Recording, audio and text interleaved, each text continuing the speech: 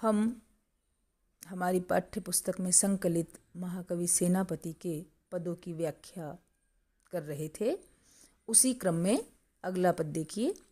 दामिनी दमक सुर चाप की चमक, श्याम घटा की झमक, अति घोर घन घोर तें, कोकिला कलापी कल कूजत हैं जित तित, सीकर ते शीतल समीर की झकोर तें, सेनापति आवन कहो है मन भावन, सु लाग्यो तरसावन विरह जुर जोर तें, आयो सखी सावन मदन सरसावन, लाग्यो है बरसावन सलिल चहु ओरते। अंतिम पंक्तियां देखे। आयो सखी सावन, हे सखी, अपनी सखी से कह रही है नायिका कि श्रावण माह आ गया है, अर्थात वर्षा ऋतु आ गई है, किंतु चूंकि प्रिय समीप नहीं है, इसलिए यह वर्षा ऋतु कैसी लगती है, विरह किस तरह से प्रभावित कर रहा है नायिका को, उसका चित्रण यहाँ किया गया है। दामिनी दमक, निरंतर बिजलियां चमक रही है, दामिनी बिजली को कहते हैं। सुर चाप की चमक, और रह रहकर सुरचाप इंद्रधनुष बादलों में चमकता है। श्याम घटा की झमक, अति घोर घन घोरते, झमक माने उमड़ना, और काली काली घटाएं घनघोर गर्जना करती हुई उमड़ घुमड़ कर झमक रही है, आ रही हैं।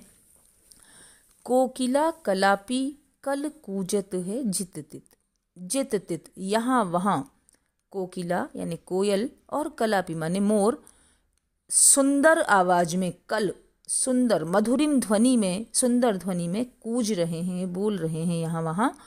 सीकर ते शीतल समीर की झकोरते, और सीकर ते शीतल, सीकर कहते हैं बूंद को, हवा के झकोरों से जो जल की बूंदें हैं वे ठंडी हो गई हैं। इसके दो अर्थ कर सकते हैं हम कि हवा के झकोरों से जल की बूंदें ठंडी हो गई है, अथवा जल की बूंदें आने से हवा के झोंके ठंडे हो गए हैं। सेनापति आवन कहो है मन भावन, सेनापति कवि कह रहे हैं कि उस मन को भाने वाले, अच्छे लगने वाले प्रिय ने आने की बात कही थी। ये कहा था कि मैं वर्षा ऋतु जब आएगी तो आऊँगा, लग्यो है तरसावन विरह जुर जोरते, और वही कारण है कि अब विरह रूपी ज्वर, विरह रूपी ज्वर जो है वह मुझे बलपूर्वक तरसाने लगा है, परेशान करने लगा है। आयो सखी सावन, हे सखी सावन तो आ गया किंतु प्रिय नहीं आए, इसलिए मदन सरसावन, ये सावन कैसा है, मदन को बढ़ाने वाला है, काम भावना को, कामदेव की इच्छाओं को बलवती करने वाला है, अर्थात कामदेव सताने लगा है। लाग्यो है सर बरसावन सलिल चहु ओरते, और चारों ओर से पानी बरसने लगा है, किंतु प्रिय का अभी कोई पता नहीं है। इस कवित्व में कवि ने वर्षा ऋतु का वर्णन परंपरागत शैली में किया है। रीतिकाल में 12 मासा वर्णन की पद्धति बहुत प्रचलित रही है, उसी क्रम में यह भी परंपरागत शैली का वर्णन है। पूरे पद में अनुप्रास की छटा दृष्टव्य है, और साथ ही विरह ज्वर में रूपक अलंकार भी है। इसके साथ ही भाषा में एक ऐसी चमक है जो ब्रज भाषा के सौंदर्य को स्पष्ट करती है। शब्दों में जो ध्वन्यात्मकता है, जो अनुरणनात्मकता है, संगीतात्मकता और चित्रात्मकता है, उसका गुण विद्यमान है। सरसावन, बरसावन, तरसावन आदि जो शब्द हैं, उनका संगीतमय प्रयोग इस कवित्व में चार चांद लगा रहा है। ब्रज भाषा का माधुर्य हमें पूरे छंद में दृष्टव्य है, और उसी मधुरता से यह प्रभावी बन पड़ा है। अगला जो पद है वह श्लेष वर्णन के अंतर्गत आता है। जैसा मैंने परिचय के समय भी बताया था कि सेनापति श्लेष वर्णन के सम्राट कहे जाते रहे हैं। उन्होंने इस तरह के पद लिखे हैं कि पूरे पूरे पद द्वयर्थक हैं, दो दो अर्थ निकलते हैं, दो अर्थ निकलते हैं एक ही पद के, और इस प्रकार श्लेष की छटा हमें यहाँ दिखाई देती है। श्लेष वर्णन का जो पद है उसमें देखिए, दोष सो मलिन गुणहीन कविता है तोपे, कीने अरुबीन परबीन कोई सुनी है। बिन ही सिखाए सब सीखी है, सुमति जोपे सरस अनूप रस रूप या में धुनी है। दूषण को करी के कवित्त बिन भूषण को, जो करे प्रसिद्ध ऐसो कौन सुर मुनि है। रामे अरचत सेनापति चरचत, दो चर कवित्त रचत याते पद चुनी चुनी है। प्रस्तुत जो पद है उसमें कवि कह रहा है कि मेरी जो कविता है, एक तो अपनी कवित्व शक्ति की विशेषताएं बताई है कवि ने। कहा है कि मेरी कविता किस प्रकार की है, किस तरह के गुण इसमें समाविष्ट हैं। तो प्रकारांतर से अपनी कविता की, कवित्व शक्ति की विशेषताओं की ओर कवि ने पाठकों का ध्यान आकृष्ट किया है। और दूसरी ओर इष्ट देव राम की अर्चना भी वे इस पद में कर रहे हैं, उनकी पूजा कर रहे हैं, अर्चना कर रहे हैं अपने शब्दों से, और उनकी चर्चा भी कर रहे हैं। देखिए कविता में कई पंक्तियां द्वयर्थक हैं। दोष सो मलिन गुणहीन कविता है तोपे। आप सभी जानते हैं कि जो महान व्यक्ति होते हैं वे सीधे सीधे ये नहीं कहते कि हम या हमारा कार्य बहुत उत्कृष्ट है।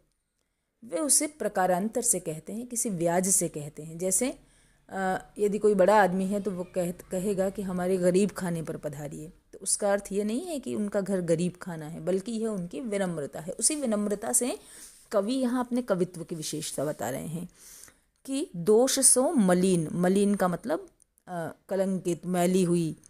मेरी जो कविता है वह कैसी है, दोष युक्त है, काव्य दोषों से निश्चय ही युक्त है। चूँकि सर्वांग पूर्ण कोई चीज़ नहीं होती, मेरी कविता में भी काव्य दोष विद्यमान है। गुणहीन कविता है और गुणों से रहित कविता है तो पे, किंतु फिर भी कीने अरबीन परवीन कोई सुनिए। कीने अरबीन, अरबीन के यहाँ दो अर्थ हैं। पहला अर्थ है अप्रवीण और दूसरा अर्थ है प्रसन्न। परवीन मतलब प्रवीण। तो पहला अर्थ क्या हुआ कि जो व्यक्ति अप्रवीण है, जो निष्णात नहीं है, जो काव्य को नहीं जानता, लेकिन वह भी परवीण कोई सुनिए, जो इसको सुन लेता है, इस कविता को जो सुनता है, वह अप्रवीण होने पर भी इसे सुनकर प्रवीण हो जाता है। और दूसरा अर्थ है इस पंक्ति का कि कीने अरबीन प्रवीण कोई सुनिए। यदि कोई प्रवीण इसे सुनता है, यदि कोई काव्य रसिक या प्रवीण इसे सुनता है, तो यह कविता उसको अत्यधिक प्रसन्नता से सराबोर कर देती है। बिन ही सिखाए सब सीखी है सुमति जोपे। और जब इस कविता को कोई सुनता है तो बिना सिखाए ही वह जो सद्बुद्धि है वह सीख जाता है। जो चतुर है, सुमति का तात्पर्य जो चतुर है वह तो बिना सिखाए ही सब कुछ सीख जाता है, लेकिन जो चतुर नहीं है वह भी इस कविता को पढ़ने से बिना सिखाए ही सद्बुद्धि प्राप्त कर लेता है। सरस अनूप रस रूप या में धुनी है। ऐसा क्यों होता है? क्योंकि यह कविता कैसी है? सरस है, रसपूर्ण है, रस से परिपूर्ण है। और रस को काव्य का जीवन कहा गया है, काव्य का प्राण कहा गया है। तो यह कविता कैसी है? सरस है, अनुपम है, और इसमें रस है, रूप यानी काव्य रूप है, या में यानी इसमें धुनी यानी ध्वनि तत्व है, व्यंग्य है। इसमें सरसता, काव्य रूप और ध्वनि तत्व कूट कूट कर भरे हुए हैं। देखिए कवि सेनापति अपनी कविता की विशेषता बता रहे हैं कि लोग इसको पढ़कर प्रवीण कैसे हो जाते हैं। दूषण को करी के कवित्त बिन भूषण को। सच तो यह है कि दोषपूर्ण रचना करके, दूषण को करके और कवित्त बिन भूषण को, बिना अलंकार की कविता रचकर, जो करे प्रसिद्ध ऐसो कौन सुर मुनि है। ऐसा कौन देवता या मुनि है जो कि प्रसिद्धि प्राप्त कर सकता है। अर्थात दोषपूर्ण रचना करके या बिना अलंकार की कविता करके आज तक कोई प्रसिद्धि प्राप्त नहीं कर सका। इसलिए मैं भी अलंकारों का प्रयोग भी कर रहा हूँ और गुणयुक्त कविता कर रहा हूँ। इसका व्याज से अर्थ यह निकलता है। और साथ ही क्या करता हूँ? रामे अर्चत, राम की अर्चना भी करता हूँ। सेनापति चर्चत दो, और सेनापति कवि कहते हैं कि मैं राम की अर्चना के साथ ही उनकी चर्चा भी करता हूँ। कवित्त रचत याते पद चुन चुनी है, और याते इसीलिए कि राम की अर्चना करूँ और उनकी चर्चा करूँ, मैं चुन चुन कर काव्य के पदों को चुन चुन कर सुंदर पद विन्यास के द्वारा मैं राम की पूजा करता हूँ और काव्य की रचना करता हूँ। तो एक तरफ अपने कवित्व शक्ति की विशेषताएं बड़ी विनम्रता से कवि ने बताई है, और दूसरी ओर इष्ट देव राम की अर्चना भी वे अपने शब्दों के माध्यम से करते हैं, ऐसा उनका कहना है।